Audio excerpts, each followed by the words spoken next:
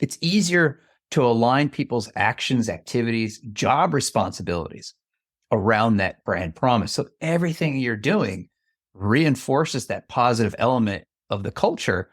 And the output is you naturally get employees with the right tools, resources, et cetera, who are passionate about helping, in my case, helping people grow great plans. But you could go to other businesses, and whatever that business is, if there's clarity about the experience they're trying to deliver and everything they do in the organization is aligned around delivering that experience, and part of that alignment is hiring employees who love to do whatever that thing is, right? You're going to have great success. Helping you create loyal customers and loyal employees, all through the power of simplicity. This is the Simple Brand Podcast, now heard around the world, including New Delhi, India. I'm your host, Matt Lyles, and this week I'm talking with Jeff Toister. Jeff's a customer experience and customer service consultant and trainer who helps organizations develop customer-focused cultures. He's been recognized as one of the top 30 customer service professionals in the world by global gurus, and more than 1 million people have taken his training courses on LinkedIn Learning, so you know he knows a thing or two about customer experience. And Jeff's a best-selling author of 4 customer experience books, including The Guaranteed Customer Experience: How to Win Customers by Keeping Your Promises. Now, if you've been listening to the Simple Brand Podcast for a while, then you know that the best way for your brand to stand out is through the experience you deliver. But what if you could guarantee your customers an amazing experience and then deliver on that promise every time? The Guaranteed Customer Experience turns the concept of a guarantee on its head. An experience guarantee goes beyond merely providing a warranty against any product defects or failures. It actually encompasses the entire customer journey to promise an experience that never falls short of expectations. So Jeff and I discuss his lessons to help you do just that. And not just with your customer-facing teams, but with every single team across your organization. So here it is. Here's my interview with Jeff Toister. Hey, Jeff. Welcome to the show. Hey, Matt. Nice to meet you, I guess in person or virtually or however we're meeting. And thanks for having me. Virtually, yeah. It is great to see you. Well, so I have loved digging into your lessons, especially around guaranteed customer experience. And now, so I've heard of price guarantees, I've heard of product warranties, and I've heard of, and I've even, worked on brand promises. But before your book, I don't think I've even heard of a guaranteed customer experience. So what is an experience guarantee? Well, it's good that you're already familiar with different kinds of guarantees, because an experience guarantee is taking that same framework and just applying it to any aspect of the customer experience. So more specifically, the idea is that we can win and retain customers simply by keeping our promises, doing what we say we're going to do. And, the example would be marketing fires up this new promotion. They want to email it out to every customer. Is operations ready for that? Can they execute that promotion?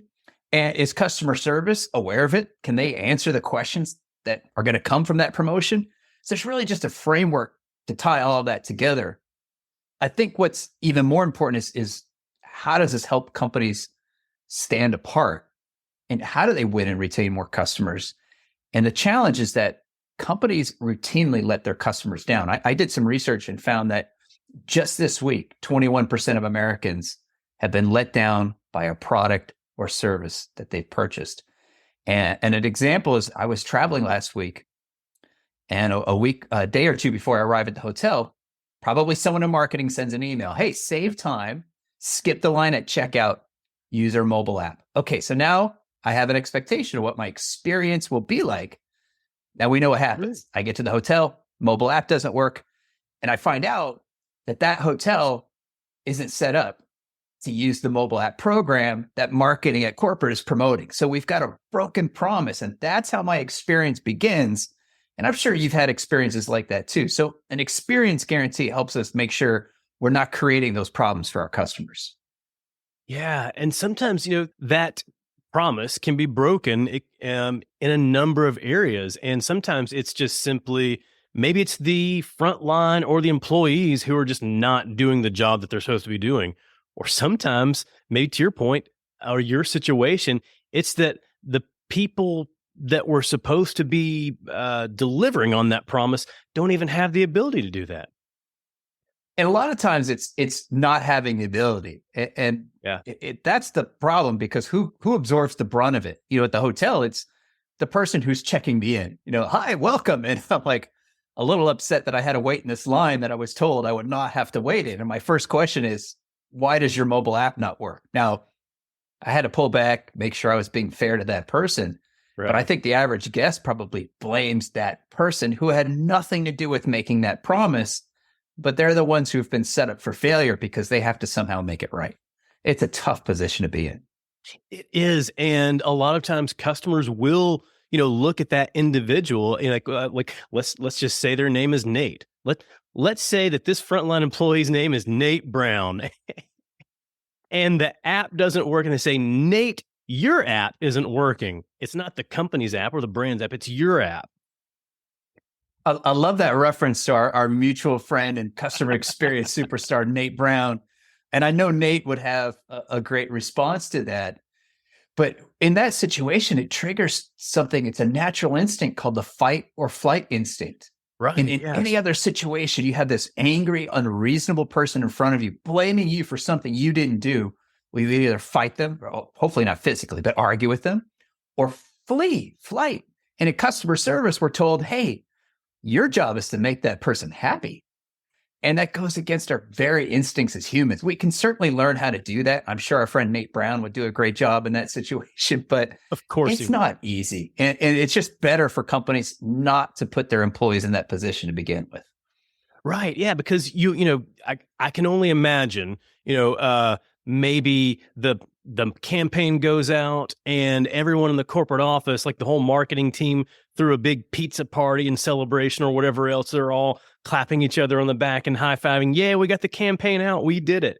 And then at the same time, you get your frontline employees getting yelled at by customers because it's not working.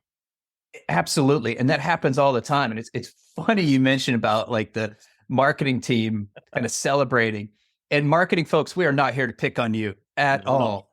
But there are those disconnects. There's a popular meal delivery service. I will not name them, but about a year or so ago, somebody got this brilliant idea that we're going to send out a promotion to all of our users in New York City and give them a $10 credit for their lunch order today. We just didn't bother to tell any of the restaurants that were going to be participating. So from a metric standpoint, like orders spiked through the roof. Everybody suddenly had $10 to spend on lunch. Yeah. None of the participating restaurants were aware of it. None of them had approved this, and they got hammered with orders that they were unable to fulfill. And guess who got yelled at? It was all these restaurants. Some of them had to shut off online ordering because they simply couldn't handle it. Others had to make customers wait for hours. They're getting negative Yelp reviews. Their reputation's taking a hit. And we go back to, well, hey, our response rate to that campaign was through the roof. We must have been doing something good, right? Success. That kind of disconnect is terrible. Yeah. We love you, marketing. It's not always your fault. I promise. Absolutely. Well, and I think that the fault really is not in one team or another, but maybe it's in how the teams are set up in their own silos without that proper communication and that proper flow going throughout all those teams. No, I think you're absolutely right. And often we look at these different departments, they measure success differently. They have different definitions of success. Right. They have, in many ways, no incentive to collaborate with each other because they have such different goals. And one of the ways that you fix that, we get back to, how does an experience guarantee help you? We have one definition of success. We're keeping our promises. We have one set of metrics that all of our departments are trying to hit together. And you often see much more collaboration when everybody is working towards the same thing. Yeah, absolutely. Everyone, and it's so incumbent on leadership to make sure that it is absolutely clear that this is what the experience looks like. And not only that, your team, and you as an individual, this is what your role is in delivering on that experience. Oh, and you bring up, I think, what is probably a foundational issue is, have we defined what a great experience looks like for our customers? And in many cases, the answer is no. Or if we have, we have maybe a statement. I call it a customer experience vision, but there's customer experience mantra, brand promise, you name it.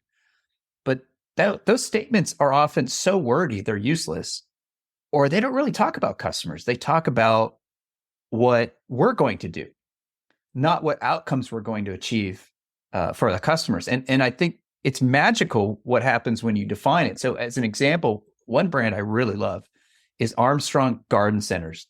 I'm based in Southern California. It's a chain of nurseries, primarily in Southern California. Their brand promise is gardening without guesswork. And instantly you can see how that resonates. Like for me, who is really good at killing plants, not on purpose, but I'm just not a great gardener.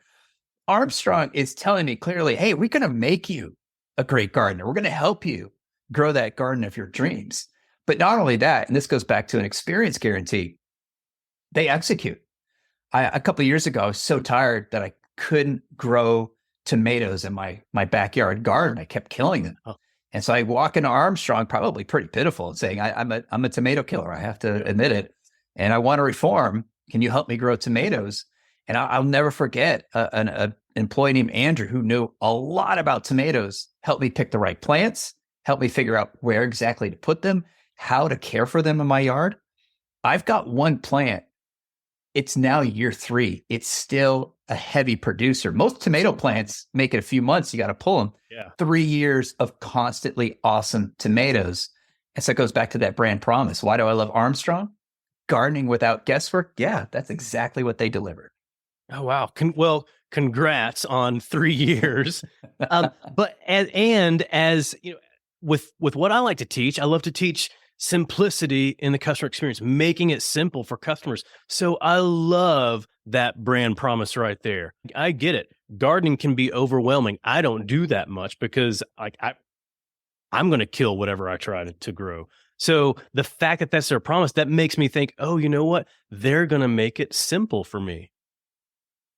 And I think that's one of the things that resonates about that message that I know is so near and dear to you, that simplicity is, here's a test. I think any of your listeners can do this, is go to any company's website and ask yourself, in the first look at their homepage, can I figure out what the heck they do?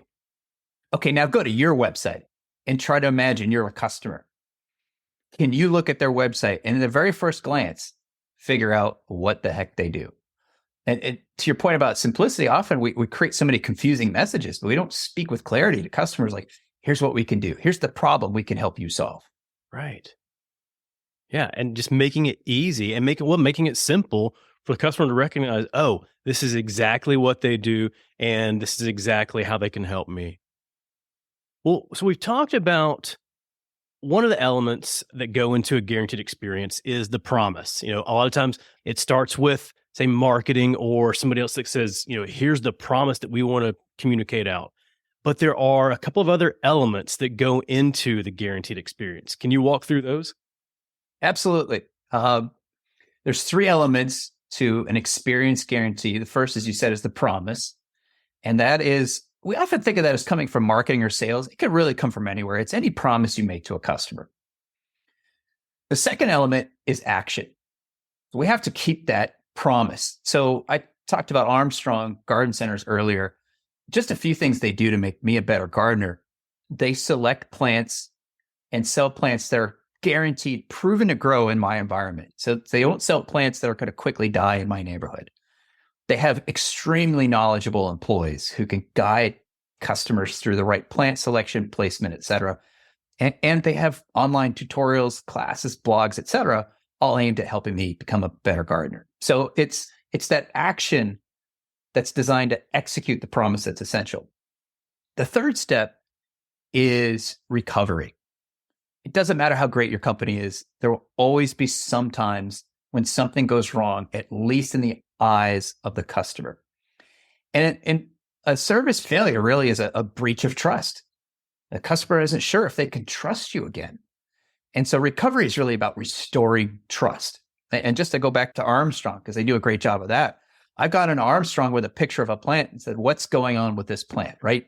Trust has been breached a little bit. I'm not really blaming them, but I had this gnawing kind of insecurity about not being able to grow plants.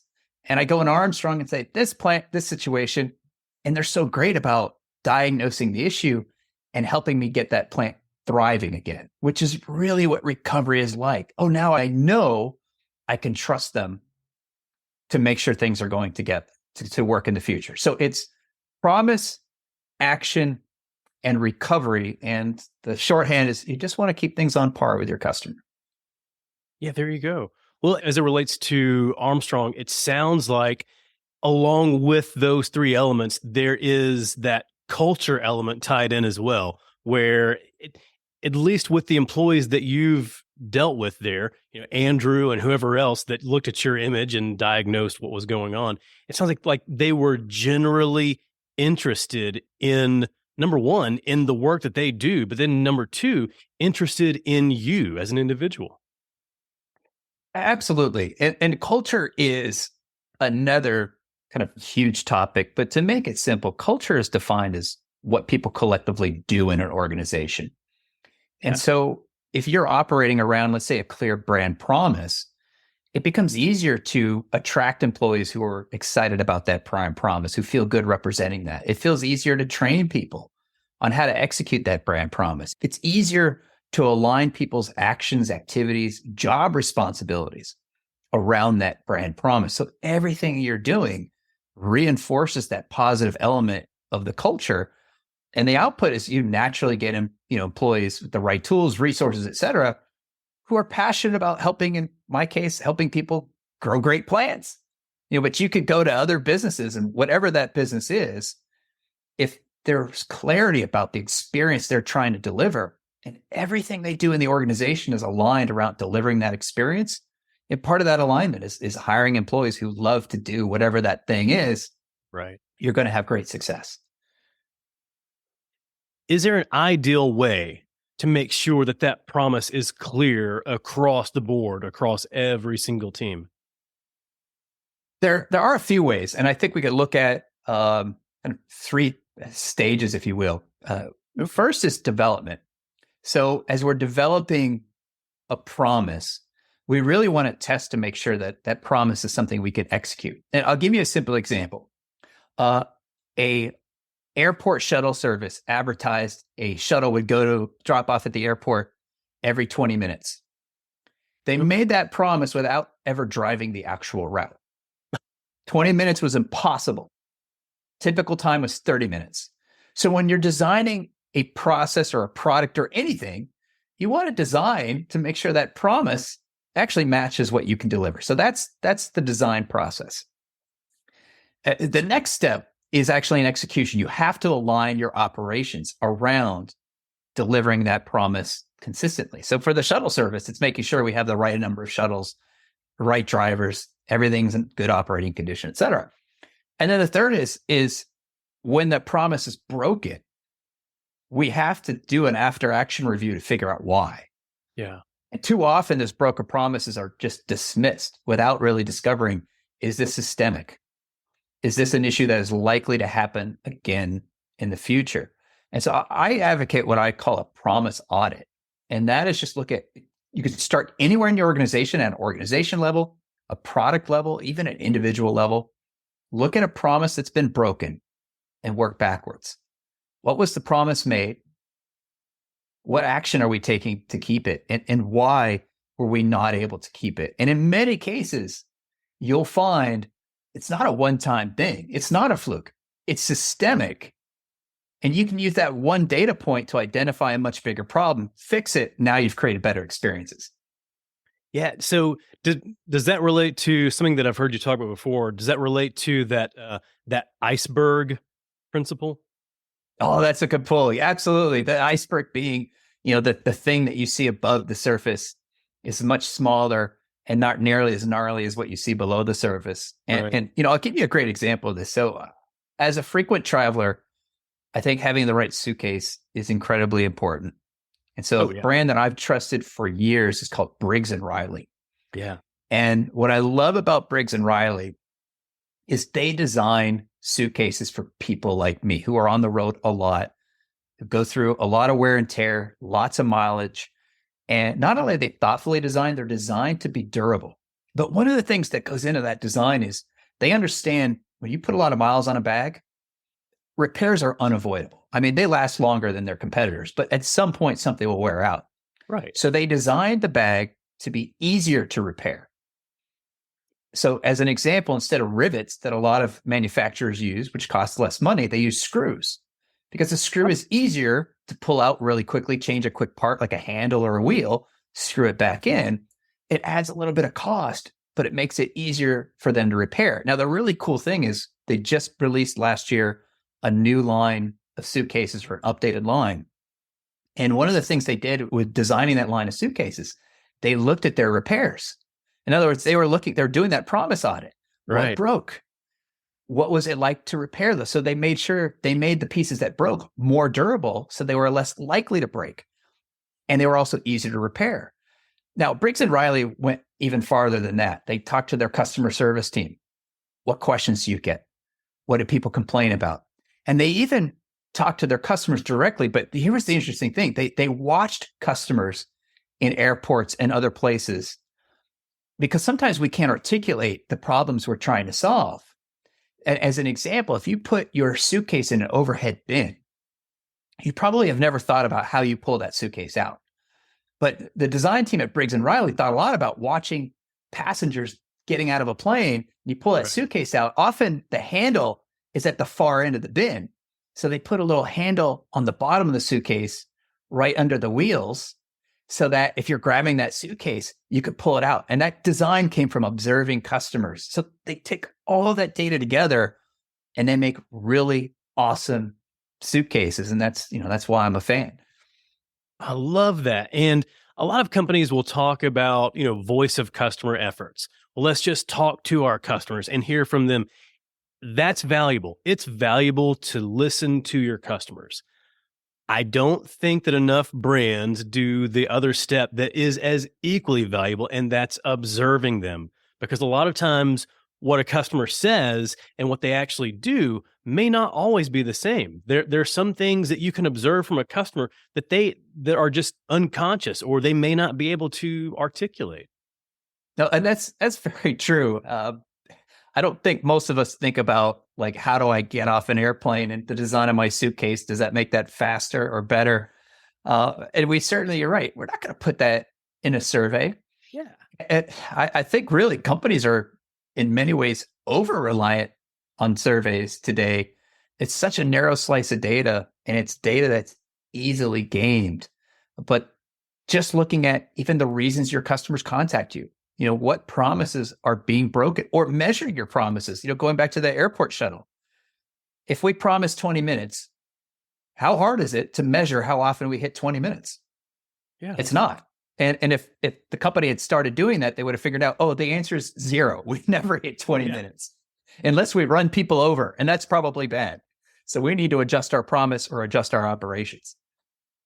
Well, then, so looking at it that way, so sometimes it's making sure that your promise is realistic based on your own capabilities.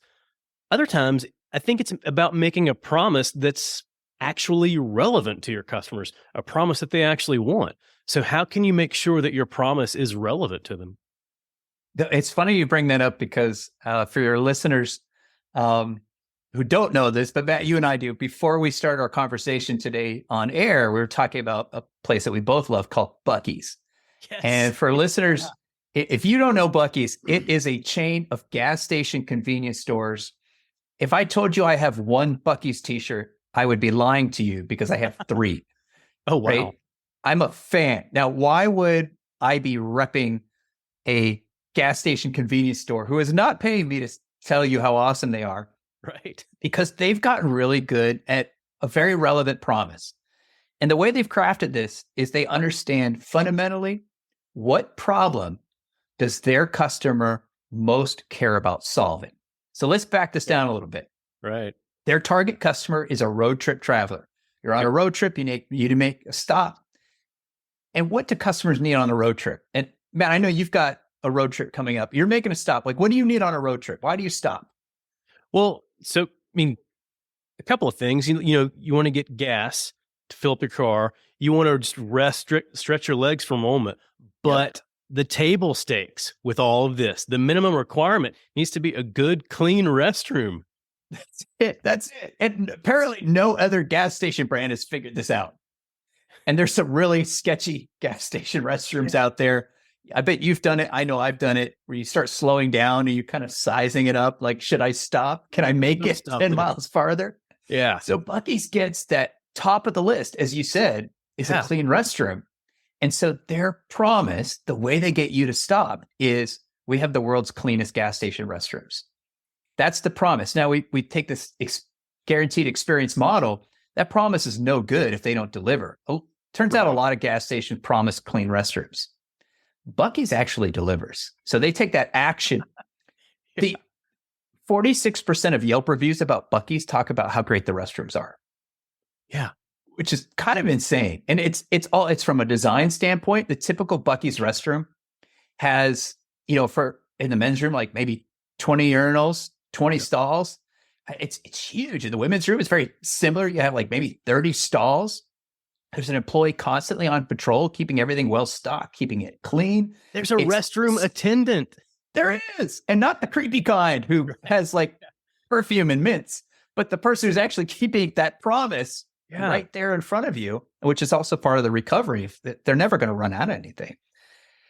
And so it's amazing because they do all the other things really, really well. They have a better selection of snacks. They have more room than the typical gas station convenience store to stretch your legs. By the way, Buc-ee's gas prices on average are less than their competitors. Yeah. They don't advertise that lower price because price is what you talk about when you have nothing left to talk about. They get you to come in the door with that clean restroom, and you can count on them. And here's the amazing thing about Buc-ee's. On average, an average Buc-ee's location gets 4 times as many customers as their nearest competitors, and they have better margins. And they do a lot of things really well. Their brand promise is clean, friendly, and in stock. That's really, really simple. But it starts with those clean restrooms. That's how they get people to come in the door and to keep coming back on every single road trip. That's it. And they're not afraid to talk about that either. You'll see all their billboards on the road, and they have a few different messages, a few different themes, but one of the major message themes is around their restrooms. And it's usually in a humorous manner too. I think one of them I saw, I think was, and I hope I get this right, top 2 reasons to visit Buc-ee's, number 1 and number 2. And they're fantastic. They definitely capture your attention. Yeah. And they speak to that problem, which go back to your question, like, how do you create a relevant promise? You have to understand what problem your customer's truly trying to solve. Buc-ee's gets that it's restrooms. At Armstrong, which I talked about earlier, they get that I want to be a better gardener. Yeah. There's it's funny because I know your mantra is simple. There's a coffee shop that I wrote about in the book called Simple. It's the same name. And they understand they can't compete with Starbucks. They can't out Starbucks. Right. So what problem are they going to solve other than a convenient cup of coffee? They've created an environment where you can hang out and meet a friend. There's always plenty of space. It's a good vibe. There's very comfortable tables. Or if you'd like to get some work done, almost every table has an outlet next to it. And they've created this kind of chill vibe. And they have really good coffee on top of it. But they realize you can't out Starbucks, but I could solve a different problem for a different kind of customer and create a more relevant promise than by saying, it's the place where you hang out. We're going to keep things simple. Yeah. So making the promise about the environment. Here's the environment that we can offer you, and that's our promise. And then coffee next. That's it. And their coffee is better than Starbucks. That's subjective, I know. And the interesting thing about Starbucks is that one of the reasons that they've grown to such a size is, what problem are they fundamentally solving? Today, Starbucks solves the problem of, I need a convenient cup of coffee. Everything Starbucks is around solving the issue of convenience. And the interesting thing about that, I did some off the books independent research hanging out in different Starbucks locations. And that convenience is so important to customers that if the line at a Starbucks gets to be 8 people or more, the number of people who walk in the door, see the line, turn right back around and walk out increases substantially, because there's a perception that when the line gets that long, it's no longer convenient. Now, using the app kind of changes the dynamics of that a little bit, because if I order on the app, obviously I'm not waiting in line to pay. I can't see the line. The line's virtual now. But when there's a physical line, it hits 8 people. I've seen this at multiple Starbucks locations. That convenience promise is now broken in the minds of customers, and they leave. And I think that's one of the reasons that Starbucks has been so successful with drive-through, with their app, other convenience features, is they're trying to avoid that line of 8 people during the morning rush hour, so that their perception of convenience remains intact. Of course. And I'm curious if that's their intent now, if that's their intent to focus more on convenience than the environment where you can hang out and get work done, or a good tasting cup of coffee, which it's not necessarily. I was talking with somebody else recently about a Starbucks in their town, and then right across the street is a Dutch Brothers coffee. And he said he'll look at Starbucks, and there's not many people in there, but he'll look at Dutch Brothers coffee, and that there's a line out the door. So these are the people that don't really care. Like, you know what? I'm not here for the convenience. I'm here for the experience. Absolutely. And you could probably figure out how both of those businesses can coexist, because the problem those customers are trying to solve is probably a little bit different. And I think that's going back to the question you asked earlier, right? We create meaningful promises by really understanding our customers and being really good at pinpointing a problem they care about solving that we can solve really, really well. You can't be all things to all customers, but if you can find one problem you can consistently solve well, you could probably create a meaningful business around that. Yeah. Yeah. And so whether it's clean restrooms, convenient coffee, simplifying gardening, it's finding out, like, what's that one thing, that one problem, and being able to double down on that. And then you can start to add on whatever else you want. And to your point, that often companies decide not to add on. So we go back to Buc-ee's. Right. You won't find Buc-ee's in a downtown urban environment, because they don't have road trip travelers there. Right. Buc-ee's is resisted the temptation to become a truck stop. So you won't see semis pulling into Buc-ee's, which, correct, there's a lot of business there, but they demands a truck stop needs a whole host of different types of services. Yeah. Completely different. And what they're saying is, we're just not going to be great at that. So sorry, folks, but trucks aren't allowed at Buc-ee's. So they've made choices based upon what problem they can solve and what problem they're not going to be solving quite as well. Yeah. Yeah. And it helps define, here's the type of customer, here's who we serve, and here's who we really don't serve. Absolutely. And you see that in a lot of other industries where different businesses are really focused on one particular type of customer, and that helps them do so well. Yeah. All right. So we've talked about the promise. We've talked about being able to deliver on that promise through your actions and making sure that this is a promise that's relevant to your customer. But no matter who you are, no matter what your company is, you're not going to be able to deliver on that promise 100% of the time. You're going to fail some of the times. So what happens when you fail? How do you recover? I think it's really important for us to understand that recovery is about restoring trust. And what do we have to do to rebuild that confidence? it goes back to a few things. First, what problem was that customer actually trying to solve? Next, how can we empathize with the customer and understand what feelings that problem is creating? And the third then is, how do we make an effort to solve that problem or prove to the customer we can solve that problem as easily as possible? And let me give you an example. Yeah. My wife and I used to own a vacation rental cabin in a remote mountain village. And when you're in a remote area, you depend on propane to get your heat your home and for cooking. Well, one winter, very cold winter, we monitor our propane levels and we missed a delivery. We were supposed to be on this service where they kept us top off. You wouldn't have to worry about it, right? That's a nice promise.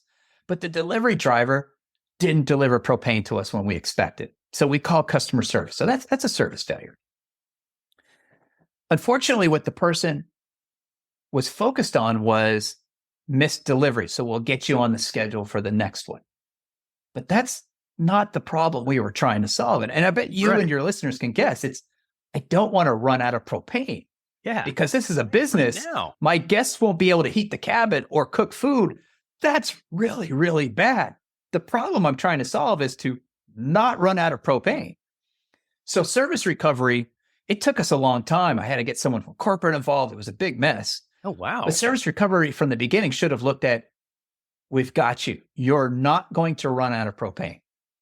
And it turned out that they had a formula for estimating how much propane we had left in the tank.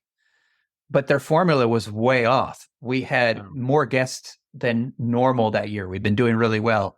And it was a colder winter than normal. So we had used way more propane than average. And they were relying on a faulty calculation to feel like it's not that urgent. And once they discovered how much propane we actually had, we were actually within about a week of running out. Oh. They finally got a truck to show up and top us off. But it started by not truly understanding the problem that we were trying to solve. So when we come to service recovery, you have to understand the problem first and foremost. And your service recovery has to focus on, you can trust us. This is not going to happen again. We've got you. Yeah. And so I think there's a couple of things. You can trust that it's not going to happen again, but you can also trust us that we will take care of you right now. Absolutely. And I think one of the mistakes that I think a lot of companies, a lot of employees make, quite frankly, is we immediately just default to kind of a half-hearted apology, maybe a discount. I mean, how many times you've gone out to a restaurant and, the meal's just been okay. And they're like, well, we'll comp your dinner, or we'll offer you a dessert, but that's not the problem you're trying to solve. I think we use discounts too much. And I'll give you an example. My favorite restaurant, if you ever come to San Diego, the best Italian food in San Diego comes from a restaurant called Antica Trattoria. The food's amazing. Service is amazing.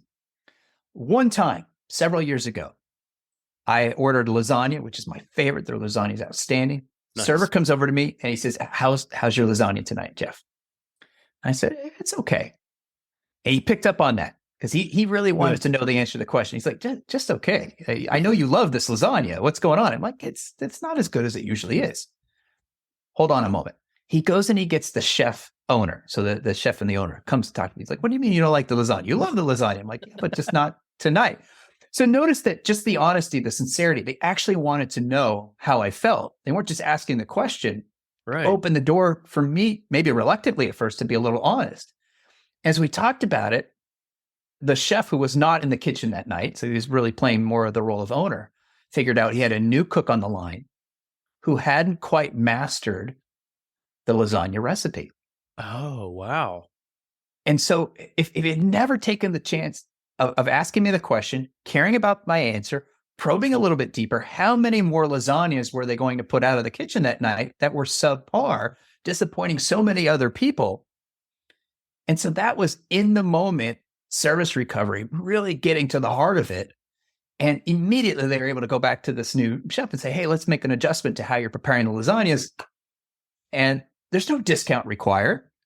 There's no free dessert required. It's as a customer, I just want to share this feedback. And now you've made it better. I trust that you're going to get it right the next time. And guess what? Spoiler alert. Of course they did. The lasagna is amazing. Hooray. Yeah. I think there's so many things to unpack right there. But to me, the very first thing was actually really listening to you when you said, okay. Because if we ask somebody like, well, what do you think of this? And if they say, it's okay, it's fine, that's a red flag. Like, you need to recognize, okay, stop everything. Why is it only okay? Why is it just a meh experience here? And really digging into that. I think I've had a couple of times where it was either at a restaurant or somewhere else where someone would come by and ask me, well, how are you doing? Like, how's your experience? And I'll say, it's all right. And they say, oh, great, I'm so glad to hear that. And I'm like, wait, I don't think you even just heard what I said. Or have you had them try to engineer it where they would say, don't you love your meal tonight? Or is your meal fabulous? So they're almost leading you to, right. Yeah, I don't want to hurt your feelings. So sure. Well, it's like these, we talked earlier about surveys. It's like these surveys that say, we'd love for you to give us an 8 or higher. And you're like, okay, well, I guess so. But, or if you're looking at survey results and you see, oh, you know what, there's nothing out of 0 to 5 stars, there's nothing below a 3. So we're doing great.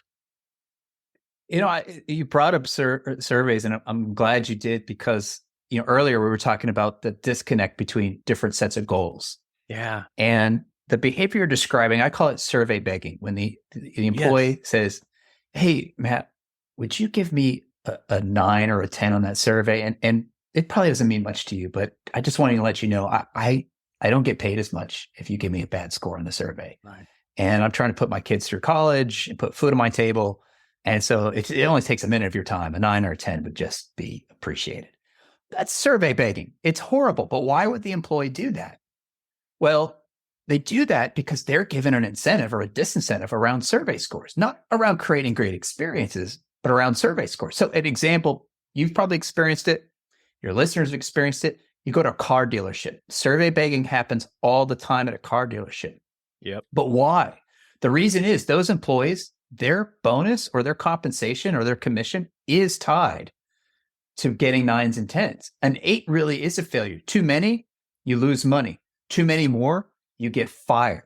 Now, why does the dealership do that?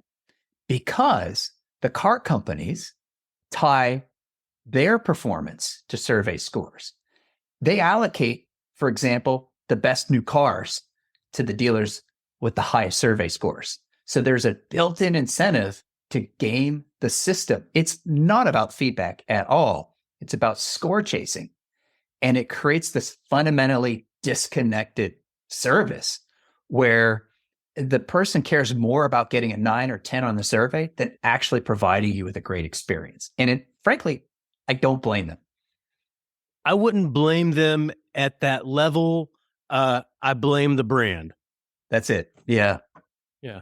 And what happens is, sure, a customer may be guilted into providing, a 9 or a 10, but will that customer come back? Maybe not. Maybe not. And some of these are just ridiculous. I saw one where like 9 or like outstanding was 6 on the scale of 0 to 10, and 9 or 10 was truly exceptional. And the survey was for an oil change. And I say, all right, well, what makes this oil change truly exceptional? It's an oil change. Like, shouldn't you be asking, like, do I intend to come back? Or how did you feel about the service today, or anything? But if you don't give us truly exceptional as oil change, we're all going to get fired. No one wants that kind of pressure. That's just weird. My kids are going to go hungry if you don't give a 9 or a 10. Are you that kind of animal? Don't you care about other people? Give me a 9. Well, so we have walked through the experience guarantee process and the elements. But what I think is cool, is when it comes to the lessons I teach, I always try to practice what I preach. I try to make sure that everything that I do, I'm delivering simple experiences. And it seems like you're the same way, because when it comes to your book, you actually have a guarantee that you've placed in your book. Can you share that here? I can. So one thing I do in every book I write is I put my personal contact information, my personal phone number, so you can call or text me, my personal email. So in the guaranteed customer experience, you will find my personal information there. It goes right to me. But I definitely decided to take it a next step further. If I'm writing a book about guarantees, I have to walk the talk. Yeah. And so the guarantee simply says that if you implement the concepts in this book and you are not satisfied with the increase in new customers and customer retention, then you can schedule 1 hour block of time, one-on-one, and we're going to walk through that model together and see if we can resolve it. And I even provided a link on my website that people can use to schedule it. So there are no claim forms or any of that business. It's just you kind of your honesty saying, yeah, I tried to implement it and it hasn't worked for me yet. And including that guarantee, I think has done a couple of things for me. One, I'm glad that you noticed because it is. I'm kind of putting myself out there saying I really do believe in this. But two, I had to write a better book because if I wrote a crap book or described a process that didn't work, I'm going to be letting people down. And so the secret, I think, for your listeners, part of having a guarantee is you don't want to have to actually use that guarantee very often. Yeah. You just want to design better products and services so you don't need it. And that's the third thing. I can tell you that the book's been out for over a year. I have yet to get someone schedule time with me and say, this book's let me down. You need to make it right. And I attribute that to all the pre-work that I've done and all the efforts that I've done to help readers use these concepts and understand these concepts. I won't be upset if I do have to have that conversation. I'll learn a lot from it. Yeah. But I think it goes to show that often if we have a really good experience guarantee, we're spending a lot less time on recovery and a lot more time just on fulfilling our promises. Yeah, that's it. That goes to the fact that it's not just about having a guarantee. It's about making sure that everything can tie to and deliver on that guarantee. That's it. And we talked about service culture earlier. It gets everybody in the organization focused on that same thing. Here's the piece of the guarantee I'm responsible for delivering. I don't want to just let my customers down. I don't want to let my coworkers down either, because I know someone else is going to have to pick up for me. So I'm going to do a great job. That's it. Making sure that you can tie it to not only your customer, but tying it to your coworkers as well. Love that. Well, Jeff, I have learned a lot from you today, but where can people go to learn more?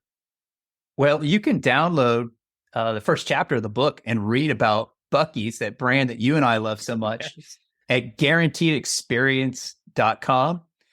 And even though you can download that first chapter for free, my contact information is in that first chapter. Yeah. So I make it really easy for you or anybody else to reach out to me. And I'll tell you, I love hearing from readers because I learned so much from talking to people who are actually implementing these concepts or even aligning these concepts with the things that their organization is already doing well. So that's the easiest way to get a hold of me. Go to guaranteedexperience.com, download that first chapter of the book, read about how awesome Buc-ee's is, and then reach out and let's start a conversation. Excellent. Well, thank you. Thank you for providing that. And thank you for being open enough to provide your contact information to anybody. Oh, it's my pleasure, man. I mean, you found me, right? So good things can happen when you put your contact information out there. That's it. Cool. Well, Jeff, I have really enjoyed this. I'm so grateful for your time today. Oh, me too. Thank you so much. I hope you enjoyed my discussion with Jeff Toister.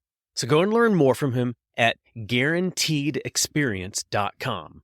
You'll get access to exercises and a workbook, and you can download the first chapter of the Guaranteed Customer Experience for free. But trust me, you'll want to go buy the entire book for yourself. And I highly recommend that you subscribe to Jeff's Customer Service Tip of the Week newsletter. It's just one short, simple tip to help you level up your customer service each and every week. You can sign up for his newsletter at toistersolutions.com/tips.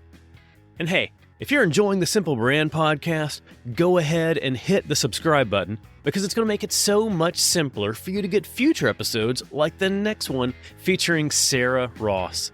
Sarah's an international keynote speaker and the founder of the leadership research firm Brain Amped. Sarah's transforming the future of work by using the power of brain science to amplify organizational vitality and by helping people work, lead, and succeed in healthy, high-performing, human-centric ways. And Sarah is now a best-selling author of Dear Work, Something Has to Change. Look, it's no secret that too many leaders and too many professionals feel like they're stuck in a complicated work environment, running on fumes, overworked and underliving, and overwhelmed, even if you love the work you do, or at least used to. If that's you, trust me, you're not the only one. Thankfully, Sarah has the strategies to help you simplify all that. With her Dear Work lessons, she uses the power of brain science to show you how to boost your work vitality so you stand out, bringing your best, most energized self to your career, all without burning out. So go ahead and subscribe. You'll automatically get Sarah's episode as soon as it's live. Until then, keep it simple.